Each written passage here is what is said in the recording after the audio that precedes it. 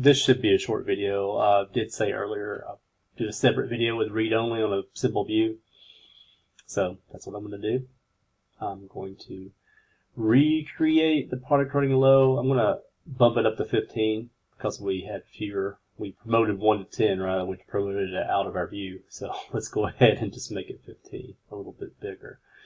But we're going to add the read-only constraint. So again, it's just like if you show this is what the base query is. It's only one table, and it should create a view from this. So let's go ahead and run this. Looks like it created correctly. Just to double check, what you would do is do a basic select star. Now you can do any query you can do on most tables, right, on this.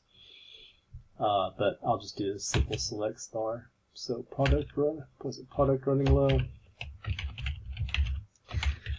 And you should see basically the same results that you saw in the other tab, right? It's just everything's below 15. Now, if this were a simple view, you could do DML on it, and I'm just going to test that out by, we'll do our favorite P code again, this one right here, and see if we can increment it to 14.